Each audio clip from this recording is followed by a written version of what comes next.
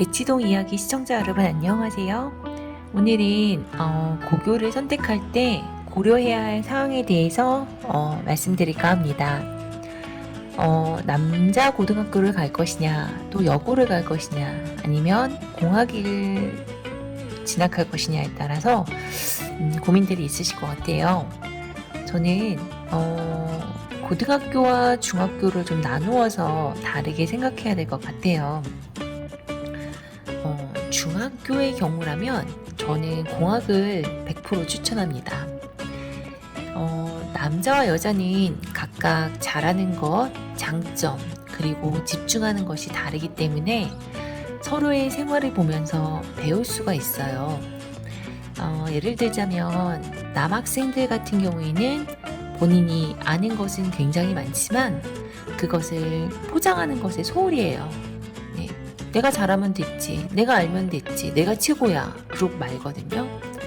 그래서 수행평가나 보고서 등을 작성할 때 그냥 자기가 아는 거 적당히 하고 그리고 시험에만 올인을 해요.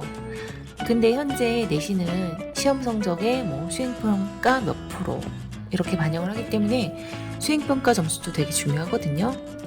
근데 여학생들은 이런 수행평가나 보고서 등을 끝까지 꼼꼼하게 챙기는 경우가 대부분이죠. 그래서 우스갯소리로 공학에 다녀야 남학생들은 여학생들한테 보고서에 표지 만드는 것도 배울 수 있다고, 그거라도 배우고 가야 고등학교를 남고로 가서 그 친구는 표지를 잘 만들어내기 때문에 좋은 수행평가 점수를 받을 수 있다, 이렇게 엄마들이 이야기를 해요. 대부분의 남자아이들은 정말 본문만 딱 써서 내기 때문이죠. 반대로도 남학생들은 이 공부에 집중하면 엄청난 포텐을 터뜨려요. 특히 수학과 과학 과목 같은 쪽으로 공부하기 시작하면 그 깊이가 엄청나죠. 그래서 여학생들은 그런 남자친구들의 모습을 보면서 더 깊이 있게 배울 수가 있습니다. 이렇게 서로에게 부족한 부분이나 생각하지 못했던 부분을 채워나가면서 자신의 경쟁력을 높일 수 있죠. 글쓰기, 국어 능력, 책 읽기 이런 쪽에서는 또 여자친구들이 굉장히 매끄러운 문장으로 도입, 전개, 결론 이렇게 되게 잘 쓰거든요. 근데 남자들은 딱 본문만 딱 써요. 네. 그리고 모둠 활동, 조별 활동, 동아리 활동 이런 걸 할 때 남자친구와 여자친구가 함께 힘을 합쳐야 잘하는 것들을 서로 역할 분담도 하고, 저 친구는 저렇게 하네, 나는 이런 거 생각도 못 해봤는데, 네, 이렇게 함께 공부하면서 그 넓어지고 깊어진 그런 학습력을 바탕으로 중학교 때 많이 서로에게 습득을 해서 고등학교에 가서 깊이 있는 공부를 할 수 있는 힘을 키우게 되는 거죠. 또 중요한 요인으로 그 초등학교 중등 시절을 자연스럽게 남자와 여자가 어울리면서 그 이성에 대한 호기심, 환상 같은 것도 사라지는 것 같아요. 물론 서로에 대한 감정은 있겠지만 동떨어진 존재로 생각하지 않고 그냥 쟤도 인간이고 나도 인간이다, 이렇게 현실적으로 생각하고 좋아하는 것 같아요. 부모 욕심에는 서로 적당하게 호기심을 갖고 같이 열심히 공부하기를 바라겠죠. 네, 또 이제 중학교 같은 경우에는 남녀 합반으로 운영이 되고 있는데, 고등학교는 좀 다른 것 같아요. 공학이라고 해도 남자 반, 여자 반 이렇게 분리돼서 운영이 되고 있는 곳이 대부분이고, 이제 특목고 같은 경우에는 남녀 합반 그렇게 지금 진행이 되고 있어요. 근데 이제 중학교를 계속 공학으로 같이 다닌 학생들은 별로 상관 안 하지만, 남자 중학교, 여자 중학교를 나와서 특목고에 나온 친구들은 처음에는 같은 반인 게 되게 많이 어색하고 긴장되고 좀 신경 쓰고, 이런 서로의 존재감에 신경을 많이 쓰인다고 합니다. 아무래도 이성에 관심이 많은 시기니까 자연스럽겠죠? 당연한 거겠죠. 또 이제 아이가 너무 예쁘거나 너무 잘생긴 아이들의 학부모님들은 오히려 남고역으로 일부러 지원을 하는 경우가 있어요. 고등학교 가서 연애하면 큰일 난다, 이런 걱정하시면서 대학교 가서 연애해라. 네. 그런 경우도 많이 봤습니다. 이제 두 번째로 우리가 고려해야 할 사항이 특목고냐 일반고냐의 차이입니다. 일반고는 그 자신이 지원한 고등학교를 그 거주지 부분으로 배정받아서 다니는 경우가 대부분이죠. 근데 특목고는 여기에 진학하기 위해서는 따로 특목고 입시를 준비를 해야 해요. 그 특목고 입시는 대입시의 축소판이라고도 할 수 있는데, 일단 중학교의 내신 성적이 들어가고 또 심층 면접도 준비해야 되고 또 생기부, 자소서 이런 것도 준비를 해야 돼요. 성적도 제가 알기로 민사고는 모든 과목이 은미체까지도 A 이상을 받아야 하고, A라는 건 90점을 말하거든요. 외고에서는 국어, 영어, 사회 정도 A를 받아야 한다고 알고 있습니다. 그리고 특히 이제 민사고, 과고, 영재고는 또 심층 면접도 따로 준비를 해야 되고요. 그래서 이제 중학교 재학 중에 이런 특목고를 진학을 원하는 친구들은 내신 관리를 좀 철저하게 하고, 또 생기부를 잘 채우기 위해서 독서, 봉사활동, 학교생활, 수상기록 이런 것들도 잘 꼼꼼히 챙겨서 준비를 해야 합니다. 그리고 면접을 위해서 또 따로 시간을 내서 막판에는 심층 면접, 구술 면접 이런 연습도 많이 하고요. 이런 과정들이 모두 대학 입시 때 매우 큰 도움이 되겠죠.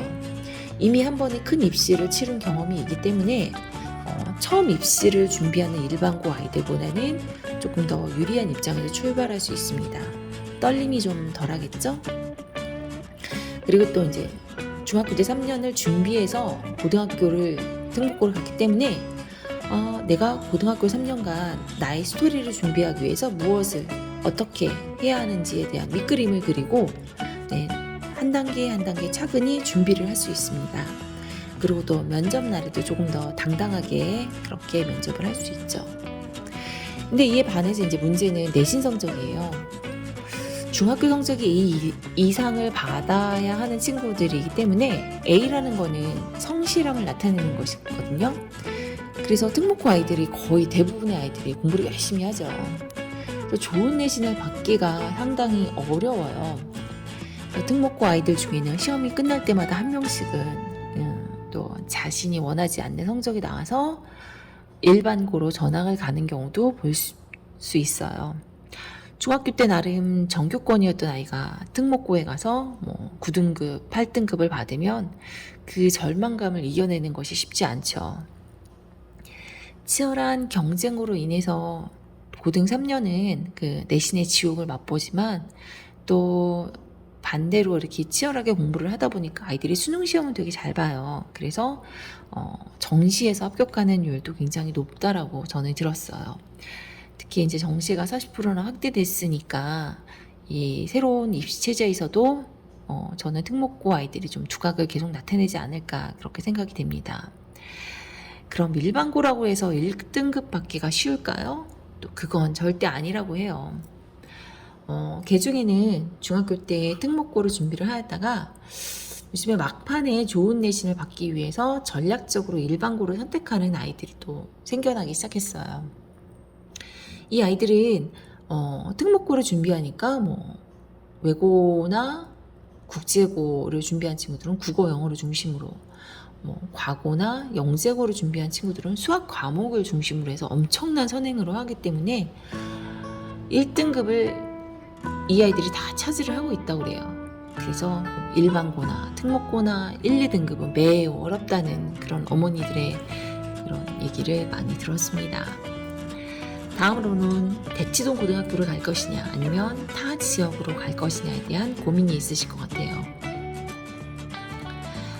내신을 위해서 일부러 대치동에 살고 대치동의 중학교를 졸업했지만 대치동 밖으로 지원을 하는 경우도 종종 보았어요.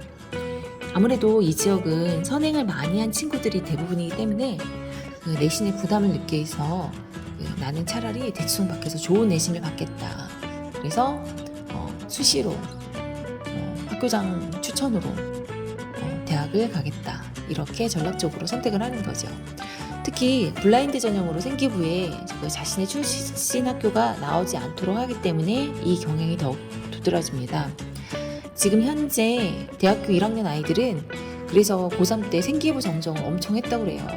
자신의 고등학교가 드러나지 않도록 교육부에서 전부 다 고쳐라 이런 행정 명령이 내려왔기 때문에 고3 선생님들이 좀 많이 고생하셨다고 저는 들었어요.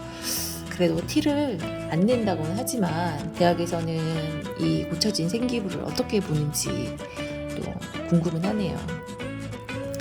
반면 또 일부 어머니들은 그래도 면학분이기 때문에 대충 아이들은 다 공부하지 않냐, 같이 공부하는 그런 학교에서 같이 공부를 해야 된다, 이렇게 대치동 고등학교를 고집해서 진학을 하기도 합니다. 또 선택 과목이 어떻게 포진되어 있는지를 미리 살펴보는 것도 중요해요. 현재 수능 시험은 문이과가 같은 시험지를 보는 통합 수능입니다. 그래서 내가 어떤 과목을 선택하느냐에 따라서가 무척 중요하죠. 내가 진학하려는 고등학교의 학교 교육과정의 커리큘럼을 미리 확인하셔서 내가 강한 과목과 약한 과목이 어느 학년에 분포되어 있는지, 또 대략 몇 명 정도가 이 과목을 선택하고 있는지에 따라서 좀 미리 정보를 확인하고 거기에 대한 대책을 세우는 것도 중요한 것 같아요.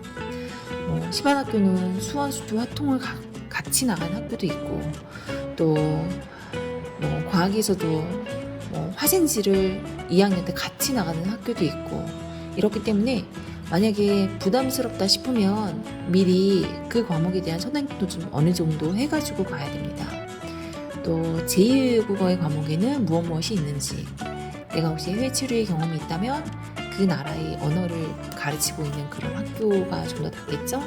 그런 거 등등도 미리 알아서 내가 나에게 맞는, 내가 공부하기 더 좀 편한 그런 학교를 선택하는 것도 좋은 전략입니다. 선생님들이 입시에 대한 애정과 열정을 미리 파악해보는 것도 좋은 것 같아요. 다행인지 불행인지 현 중3 아이들부터는 생기부, 자소서 등이 폐지되죠.